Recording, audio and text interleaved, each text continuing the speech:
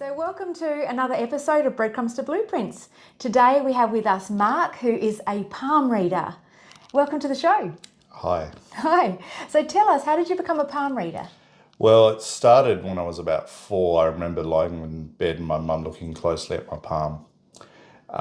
She's Ukrainian in background, and she was studying it closely, and that just left a lasting impression on me. And as I got older, I asked questions, and she showed me different things on the lines, and I started learning from her. And then I trowed through secondhand bookshops to get books, and then kept reading those. Okay. And I was interested in that, and I had an experience in high school where I ran into an Indian student at a conference that we were attending. We were doing a sort of, it's like a debating thing, the United Nations Youth. And he read my palm and showed me some more things, and then it just snowballed from there. And, Right. And So- I just kept reading palms after that. After that. So let's Yeah. backtrack now because you have me intrigued. So your mother at the age of 4 looked at your hand, Yeah, your that's at palm, 4, yeah. and she's Ukrainian. So is this a cultural thing or she just had a special interest in palm reading? I think it's certainly in the area because Okay. where she grew up is in Cosmuch. Sorry, I'll say that again. Where my grandmother, her mother grew up is in Cosmuch, and that's the origin of sort of a lot of the gypsy myths. The areas around near Transylvania, it's quite close. Okay. So there's some communities around there. So she did some palm reading. I think from my grandmother, although my grandmother died when I was fairly young, I didn't get a lot of information from her about that. But she was certainly strongly into palmistry and Indian astrology and also Egyptian stuff. So she had a Egyptian deck that she used to cartouche that she used to do readings from. Okay. So yeah, all that influenced me as I was growing up, and I just kept learning in my own direction. And there were a few books in the house. My mum had some books on palmistry and astrology at home, so I was studying those as well. Yeah. How interesting and Yeah. exciting. Right, It really okay. is. Yeah. So, It's my okay. upbringing. Your upbringing, yeah, Yeah, to yeah. have that sort of weaved into your life Yeah. is really cool. Because sometimes people, discover this thing later in life. Yeah. And to actually have it weaved in from an early age, That's right. and have that curiosity, and so that's lovely. So, okay, so you're in high school, a person. Sorry, Indian. Did I say? Oh, Korean? maybe I got that wrong. Yeah. Indian, Yeah, yes. he just came from another state. I wish I got his details, but all those days it was all analog, So Yeah, that's it. and he read my palm, and we talked a lot for hours about all that sort of stuff, and astrology and palmistry and all that sort of stuff and metaphysics, and then I thought, well, he's doing it, I can do it, and Yeah. and then I just started doing it more and more, practicing on people, being more extroverted about it, and being open about that as a skill and as an experience and learning, And what type of things can you read in looking at somebody's palm? Well, Predicting the that's a good future, question. or- It's probably best as a character analysis. Okay. So it extrapolates. So if someone's very ambitious, have got lots of goals, then they're going to sort of head on a path. You can extrapolate from that, reasonable outcomes that will likely occur as a consequence of those personality traits. I see. But Okay. at the same time, there's some belief in fate and magnetism, people attracting opportunities to them. There are ways you can look at it. You can be very physical and scientific and medical, and some people think palmistry is like an extrapolation of like the DNA. That one cell contains all the information in a person. Right. Like the tiniest cell can, depending on how the DNA activated the chromosomes, there might be a hair cell or teeth or blood or bone, yes. whatever. Yes. So the idea is that if one tiny part of you contains everything, well, then part of your physiology can reveal information. It's not such a odd jump. So Like a holograph. yeah, sort of, and that's, I think, the Asian, and I sort of combine Chinese and Indian, Ayurvedic and TCM, traditional Chinese medicine. They're very good at maintaining that and keeping that sort of tradition going.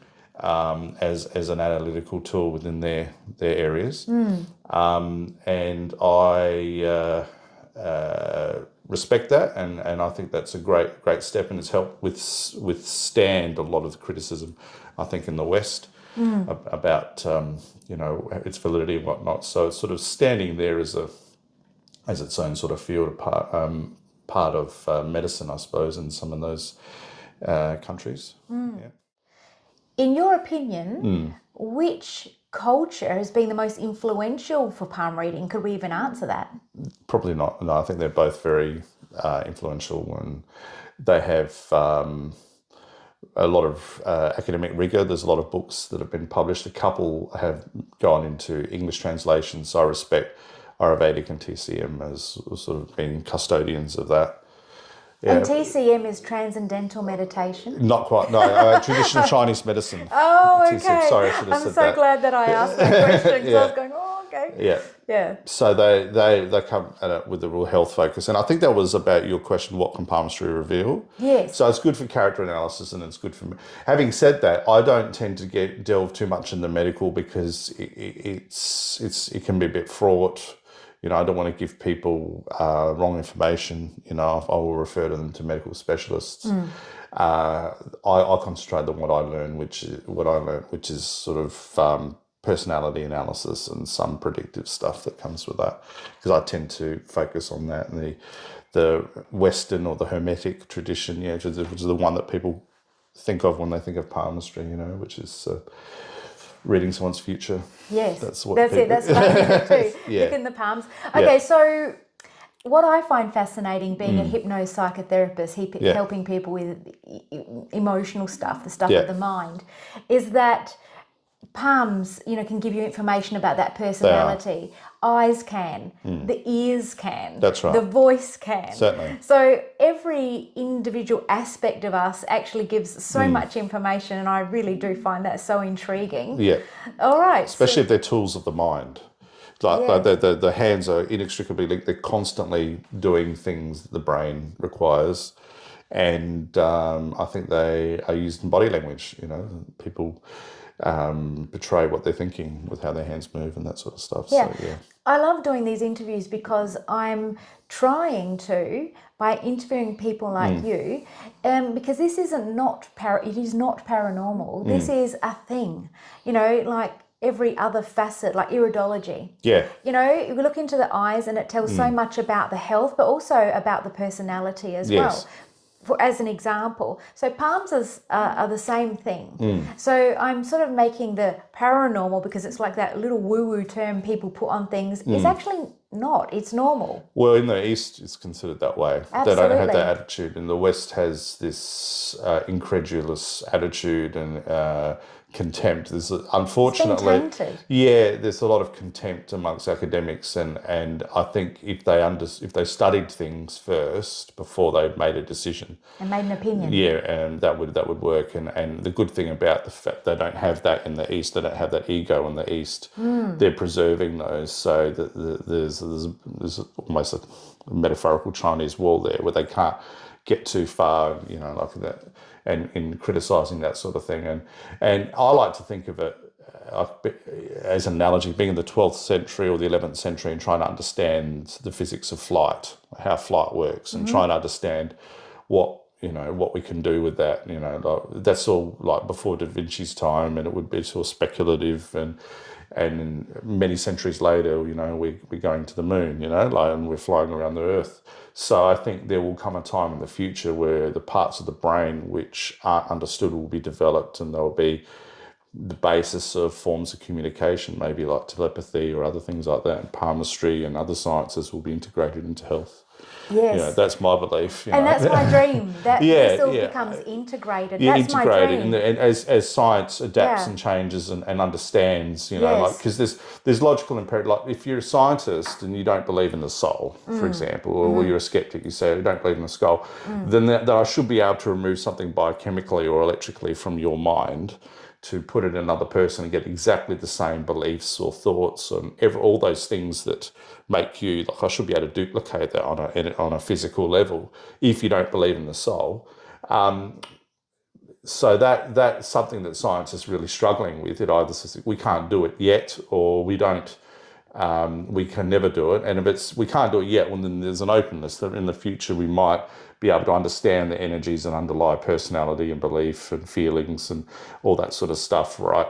Right on the soul level, and how that manifests in the body. Because the Indians and the Chinese don't have problems with that. They talk about chi or prana, and the Vedic stuff's fantastic with the chakras and the auras, and they just accept it as it's innate. Yeah, it is the way we are, so Yeah. that they're not struggling with that. Well, over in the West, they've got this, hierarchies and the scientific method's great because it's allowed science to develop. But like I said, I think in many ways the psyche and the mind, it's like being in the 12th century trying to understand flight, there's a long way for Western science to go before it really understands what character and soul is and how to recreate all those things physically, Yeah, so. All right, so could you talk to us about the basics of palmistry, if anybody's interested in learning Sure. how to... So Mark is now going to draw the hand and explain to us how palmistry is done. All right, so that's the thumb. And I'll hold this up for you in a moment. And that's the little finger. Yeah. Then there's many better charts online. People can Google those. I'll this hold is this the up. pointing. That's the pointing finger. It's known as the Jupiter finger. That's the middle finger. Like the index finger. Yeah, the index finger. There's much better stuff online. I'm just sort of drawing that. Little finger, thumb, the pointer, Jupiter, index finger. Yeah. That's okay, right. Got it all there? Yeah. So then that's the Apollo, and that was the right hand we just looked at. So that's the Apollo. Yeah, where you put your wedding. Apollo. Yeah, Apollo. Then you have the basic lines are the lifeline, which curls round. And you just quickly, I'm sorry to jump in, but you mentioned wedding, but this is the right hand, and I would have wedding on the left. Okay, yeah. Well, on the left, it depends on the culture, but or engagement. That's the marital ring. It's on the left hand. We're starting with the right. So I just call that the normally where relationship indicators go and artistic stuff. People putting stuff on that finger. It's to do with art and love and that sort of stuff. And Apollo is the Greek patron of the arts and to some extent romance. So it's called the Apollo finger in palmistry. Okay. And that middle one is called the Saturn finger, which is so that's the middle. This one here is called the Saturn finger. Yeah, the Saturn finger, and then the index or pointing finger is called the Jupiter finger, and then the thumb isn't named after a god, but the little or it has strong Mars affiliation. Mars affiliation. Mars. Little finger. No, the thumb. The thumb. Yeah, to do with say managing energy and anger and directing that sort of stuff. Mm-hmm. And the little finger is Mercury, and then the lines they represent channels similar to circuits. Mm-hmm. All right, or maybe canals for water flowing, and how deep and clear and open they are shows how the energy moves through that. So the lines on the palm are telling you if they're nice and deep and clear, it's showing a clearer channel for energy movement. Absolutely. And then you know what that's related to in the body and the mind. And you look at the angle of the line and whether it's interacting with, and you can synthesize those sort of things. So it's a bit like with a musician looking at lots of individual notes and then they all come together. So that's the lifeline. Right, and then the heart line comes up here and goes towards the Jupiter finger, or it goes flat. All right, so lifeline. Yeah. And you can see charts online if you want to just get a chart that's got all the basic lines. Perhaps I should have brought one. I didn't think. Or perhaps we'll put an overlay. Okay, we could do that. Yeah, so lifeline is this one around here, but we'll do a proper overlay. But while you're drawing it and discussing with me, I'll put an overlay up on the screen so they can follow. Yeah, and then you have the headline, which comes down like that, and then the three main lines, and then you have the fate line of fate, which comes a close fourth, but tends to be intermixed with Mercury lines and other what I call fate lines that all run up the hand, because in our modern culture, people tend to be more multi-skilled, and they've gone are the days when ancient or medieval times, and even quite recently, people used to have one trade their whole life. That's becoming scarcer. True. And especially when you had people born into a trade, like if you were the son of a carpenter, then you were a carpenter your whole life, right? So that tended to be the case.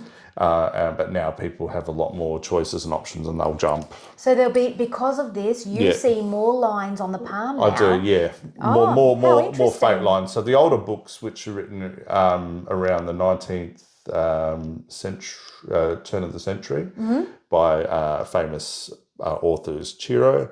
So he with his palmistry examples, because he does prints, that will show sort of more traditional fate lines. And now it's, with all the advent of technology, people, the line, like there's so many more, especially in Western places and in places where it's first world living, people have got more sort of indications of the ability to be an author or a writer, or they're publishing because there's social media, and they're creating a presence for themselves, and then you've got people that become influencers. So it's democratized the printing press in some ways, and you can see all that changing, and it's quite common for some people who will have a couple of different lines all at the same time, and that's necessary in an executive role. Like they might have some independent management ability, some ability to manage others, some ability to market, some ability to be a conciliator, or you just see multiple lines all working at once. So what I'm understanding from this, and summarising, and so please correct me if I'm wrong. That's fine. There are basic lines. Yeah.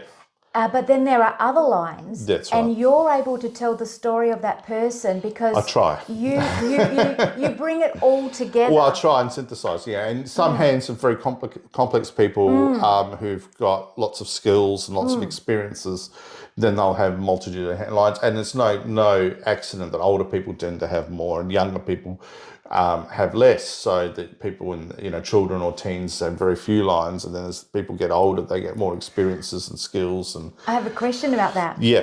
What if one is born with lots, like the hand feels like an old person's hand? Well, then you're getting to questions of reincarnation. So I refer to the old soul, and that's an interesting question. What is an old soul and all that sort of stuff, and yes. Is it possible that lots of information can be passed on biochemically or through the lineage, through the ancestry, through the believe DNA, that. or in souls, I understand and believe in ancestry and the importance of the spirit and importance of those things, I like that as a methodology for understanding. And in Vedic, they're very much into reincarnation. So okay, Ayurveda and whatnot. So. Because it makes me think of little kids. Just say as an example, you see a 5-year-old playing Mozart. Yeah, and they've never. Where's that come from? They can't even read the music. Yeah, that's right. And you think, well, that's got to come from somewhere. Yeah, come on, let's think about this a bit more than 2 seconds. Yeah. It's come from somewhere. That's right. Yeah, I agree that there's definitely people that they have gifts that are locked away inside them, or what the origin of that is a good question. Yeah, that's it. It is a good question. Are there any lines that can't be explained? Sometimes it can get very confusing, and on a good day, if you haven't, if you're not clear of your judgments, it can get quite elaborate. You can make mistakes. I think one of the areas that's changing, especially with the older books, is they're very judgmental about morality. So, I think of a line like La Lascivia, for example, which was, he used a lot of pejorative the older books use pejorative terms, like lascivia was an indication of people that associate around those that are either promiscuous or in lots of sexual experiences, or they identifies differently sexually and what that. So the older books are more pejorative about that. And current morality is far more tolerant of that. So that's one of the changes that I've seen. You've seen. Yeah, what books would you recommend for somebody starting, somebody experienced? I would recommend any they can find, and to look at them a bit, but to be objective and to look at them in context. So I understand that older books are written in a different period, and there's different language, and there's different beliefs, and I'm very big on not being judgmental on that. To me, it's important to be cautious, and if in some ways, you find stuff that's racist or sexist or homophobic, realise that's that period, Correct. Yes. and not to get too caught up on that. But it's a historical document. Yes. It's when those things happen now that it's not acceptable. But back then they were living in a different times. Absolutely. Well, we're not the same person that we were from what we are now to when we were 10 years of age or 20 years of age. Often they had to deal with the church, and they had to even get published. So they had to put these things in which they may not have believed. So you've got to be tolerant. I think when you're reading old books, open-minded too. Open-minded, and just realise that the morality back then is different to now, and So this is what one might come across when looking into books on palmistry. That's right, especially because there's a lot of conservativeness in Ayurvedic and some of the Indian authors as well. So you've just got to keep that in mind. Discernment and openness. Yeah, openness, and then more modern books are far better. In terms of that, that's an area that's changed. And when they talk about things like someone's needs sexually and how they identify and all that sort of stuff. So have you noticed, because of your experience and been doing this for a while now, have you noticed that the more modern books have perhaps lost things in translation? They can sometimes be trying to please everyone at the same time, and that can be an issue, and not, and bit fence sitting. And what line of view can you associate that with on the palm? I think the presence of strong Mercury lines, because Mercury is the communicator, is someone who likes to see both sides, and sometimes people which are very mercurial are very neutral and ambivalent, like they're on either side, and they don't take an opinion strongly. They try to please everyone. Right. That's just I think that's in all aspects of life, isn't it? That is true. That is true. Would you be able to perhaps look at my palm? Certainly. To tell me how many children I have? Sure, I can tell you what's traditional. Sure, let's do that one. Okay. I can handle that. All right. So the relationship lines are indicated on the side of the palm under the little finger. Mm-hmm. And this is on the right hand only? Or can you do it on both hands? I tend to do it on the hand that's offered, so that you are right-handed. I'm left-handed. Okay, all right, well then I'll look at that in a moment. All right. So the non-dominant hand is the private hand. So I'm giving you my private hand straight up, not very private. Yeah. So there's two very strong lines which are indicated here. Uh-huh. Do you have two children? Yes, I do. Yeah, so there's 1 and 2 there. Mm-hmm. The vertical ones that are going up. Oh, okay. So it's not the horizontal. No, the horizontal is a relationship. So that's one long marriage and dedicated marriage. Mm-hmm. Yeah. Okay. And are you still married? Nope. No. Okay, so that... Is that why there's a fork in there? Yes, I was going to. You could see it yourself. I could see it myself. I just wanted to be diplomatic about that one. I could see that you were. Okay, amazing. Yeah. That you literally went your separate ways. Yeah. But there's a lot of amicability there from what I can tell you.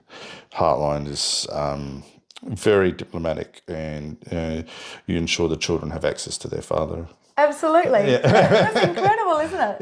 Yeah. Really amazing. Yeah, I just thought, I have twins. Can you tell twins on me? Well, that's a hard one, but those two are close together, so I would have They said, are, yes. they're very similar. Yes. Wow, incredible. All right. So what else can you tell us about palm reading? So people mainly want to know about the future. Would that be a generalized assumption or? Yeah, they do want to know about the future, but I think important to know where you are now. This is really, because okay. there's different analogies. Like a good one is a young tree growing in a garden. We could use palmistry to make very reasonably accurate assessments about how tall it will be, how much fruit it will bear, maybe the angles of the branches. All right. Really? No, but I'm just using that as an analogy. Yes. If we talk about a human in Human that being, sense. yeah. But free will is the chainsaw, or the pruning shears, Yep. and to some extent you could actually dig up the young tree and put it in a different part of the garden or in a different part on a different location altogether, and it may prosper or suffer in that new location. So this is a philosophical question about fate and free will. Okay. It's about how much is preordained and how much we have some determinism, which is the philosophical in philosophy. That's a Western word. How much we can choose our fate. Fate. Yeah. How much control we have. How much control we have, and I think the best analogy is the caduceus. The two Yes, serpents. I do. The snakes around the medical sort of symbol. Yeah, it is a medical symbol. Because to me, that talks about how will and desire move around a fated path, and how we can separate from it, but we come back to it. Oh, I like that analogy. Yeah, and we return to it. So we have a propensity, it will probably go this way, and we draw these experiences into ourselves, and we're likely to do this, and then if you go through a period which is you're emotionally traumatized or reckless about something going on, then you might have a car accident that coincides with that, because you're not paying attention on the road. Okay. So there is, I think there is some validity in extrapolating people's behaviour and what will happen. So yeah, the future. I've looked at people's hands and suggested things which they're really good at, or they're really like they enjoyed. They've done it for a while. They're saying thank you. They've come back and they've said, I did that and I appreciate that. And then I moved and changed, and the hands and the lines and the hands change. And I have I remember a friend who's a taxi driver. He had an accident. He actually saw the lines in his hand change. So he saw the lines in his hand change? When he was in hospital. How does that happen? Yeah, because you think they're just creases with the movement of the hand. Yeah, so but he saw it over a couple of months. He noticed it because he just had an eidetic memory, so he just saw that the lines had changed. So I think there's a bit of that can go on too, and we know that people's lines do change, and I've seen some different changes in mine as well. So, when I say as a predictive tool, like what you draw into yourself, what you attract, those sort of things. Okay. Yeah. So for the viewers, what is something that they could look at their own hand to know something positive about their future? Sure. Something positive about their future. Well, I suppose we could get to a juicy one, which is relationships. Should we do that? Sure, go on. Everybody wants to know about that. Everyone knows about relationships. Yeah. So there's a term that's used in archaeology and in literature and in academia, something is phallic, right? Which is the male penis, right? Mm-hmm. Whether it's upwards turning. So the heart line, if it's upwards turning, that's denoted as phallic, right? Because it's yang, it's someone who is initiator of relationships, has strong desires, has strong sort of masculine needs. Energy. Yeah, masculine needs. While the alternative, the flat heart line, is more yin, someone who is receptive, emotional. needs emotion, trust, romance. So like a person with an upward turning line can be quite stimulated physically, while a person with a flat heart line needs needs emotional stimulation, like they need to know they can trust the person, they need to feel safe and all those sort of things, you know, like They dip their toe in the water before jumping into a relationship. Yeah, that sort of stuff. jumping So in the deep the end. more upward turning the heart line, Yes. right, the more yang, and the more flat it is the yin, and the more receptive and romantic. So that's a good one for compatibility. So you really, I found overall people work best if their heart lines are similar. Okay. Because their needs are similar. Oh, that's a really good one. Yeah. So people should look at either hand for that, or there's one hand for the heart line? You look at the dominant hand for the obvious characteristics that the person is comfortable with sharing, like their demeanour, you know, and then you look at the non-dominant hand for their nature. So if there's differences in that, then that can reveal differences about the person, you know, and how they express love and what they need and those sort of things. So, Can you see things, because you just made me think, because of my field, about psychosis or multiple personalities, bipolar? There's a region on the hand called the Mound of the Moon, which is this area here, and there's one line which I still remember from an author saying the line between the artist, the madman, the psychic, and the genius is all very close. You know, like the line between them is very, very, you know. So he used a pejorative term there, but that's like the eccentricity. It's a fine line. That's right. So people who can be brilliant at some areas, if they can have very sensitive psyches, and it's not stabilised in an environment where they're supported and people around them helping them, they might, or they get into drugs and then that might become frayed. It'll blur the line. So those sort of areas, the Mound of the Moon reveals that area of mental illnesses, but then also what can be creative and mental strengths, and then they can become genius in certain fields, or artistically brilliant in some areas. It's a fine line, and we know that in our lives. Some people that can be really crazy can be brilliant at something, or that can go hand in hand. Yes. No pun intended. I love it. And I love what you said too, because I believe everybody has a talent. Everybody has something that they are amazing at. And that's good to know. So, cool. All right. What else would you like to share with us about palmistry? What's something most people ask about relationships, is it? People tend to, they want to know about their relationships, they want to know about their health, they want to know about their careers. They're the ones that that get the most questions about. Like I said, I'm careful about the health. I don't like to go into too much detail about, but I might give some suggestions about looking at, digestion or arthritis, things like that, and go and seek medical help, medical advice about those things. But, careers, you can say, I can speak fairly freely about that. A law doesn't get too hung up on that. People make their own choices, So that's one that I like to look at.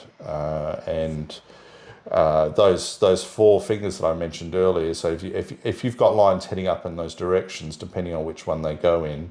So if you've got lines going towards the Mercury finger, then you're going to be more entrepreneurial. That's the little finger. Yeah. These are entrepreneurs and business people.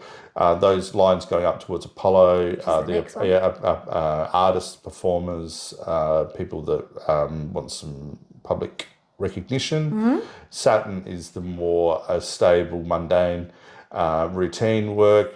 Certain trades, administration, banking, that sort of stuff, likes that, because it's about the money and the stability. Accountants. Accountants. Okay. And mechanics and things. Okay. Jupiter is academic, teachers, psychologists, doctors, people that want to impart knowledge to others. Help teach. Help teach and expand the others' understanding of things. Yeah. Wonderful. If one was to want to learn this, reading books, you got taught from an early age from your reading mother. Books. I would read books. If you know people that read palms, try and talk to them. There's stuff online, definitely. There's stuff on the internet. You can look at that. Do you teach people? I have taught in the past. I taught at the WEA. I teach there. Yeah, in the past. I've done that in the early noughties, in the 2001 to 2003, sort of around that era. I did a couple of years of it.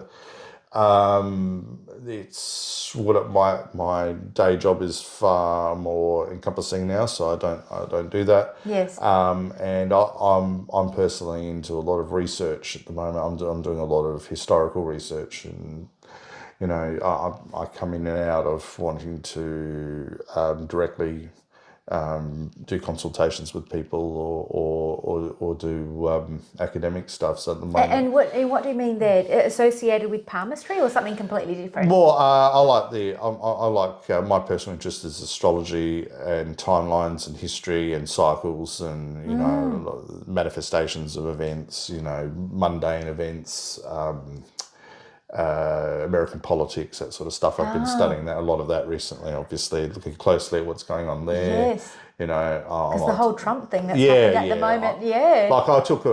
I had a bet, without going into too much detail, when Trump was first elected, I had a bet that he would win. And I was working somewhere where they were shocked that I had that opinion. And I learnt the hard way that, people's prejudices can interfere with their judgment, and I'm quite objective. I just looked at the indicators politically, and I looked at the indicators astrologically, and saw he was imminent for him to win. And I had a bet on sports bet and won some money, but that didn't make me very popular with the people I worked with at the time because they were shocked, So I don't like to be put too much on. I don't have an online presence or anything like that. Yeah.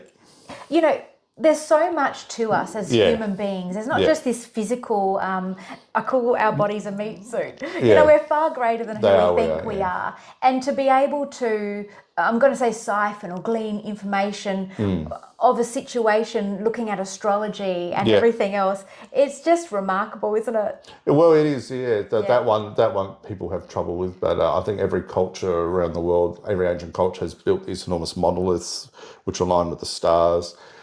We know that the Earth is in a gravitational well around the sun. All the planets are all in it. We can see gravity at work. There might be other energy playing our DNA like the keys of a keyboard. Again, I think there's early days. There's a lot we don't understand. There's a lot we don't. Yeah, I remember even when I was taught in school, meiosis is supposed to be random. What egg and what sperm are attracted to each other. It's the best. How does that happen? Why is that one selected? And all that is not properly understood. No.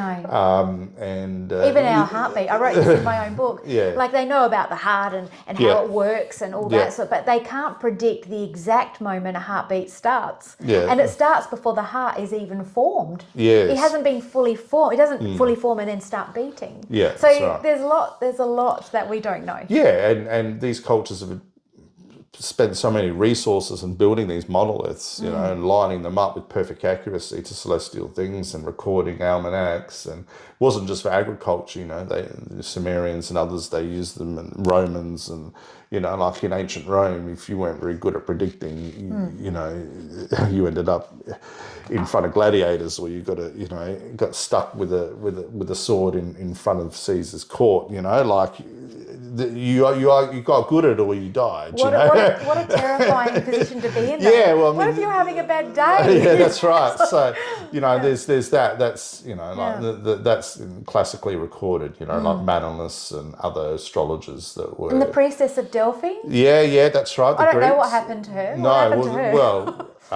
not an expert on what happened to her either, but they had oracles which were supported by the churches or worked independently, by the temples. I mean, the different gods and goddesses, and I think if there was nothing in them, then if it was just rubbish, then it wouldn't have survived. But it's been meticulously recorded, so So there's something in it. I think there is something in it. To last all these eons of time. Yeah, and I think that we will come a time in the human race we'll understand a little bit more about our interconnectedness with the universe. And, we're revolving around a sun, the sun's revolving around galactic central point, which is, this enormous black hole at the center of the galaxy, and the galaxy is revolving around God knows what, the center of the universe, you know, and there's how many billion galaxies, and there's this just, you know, like human knowledge is here, and, you know, and I think as scientists, you want to close yourself off and say, it doesn't exist, it's not real. Physically prove it. Yeah. Unless they physically prove it. When Stick your head in the sand stuff, you know, that's like. just too hard.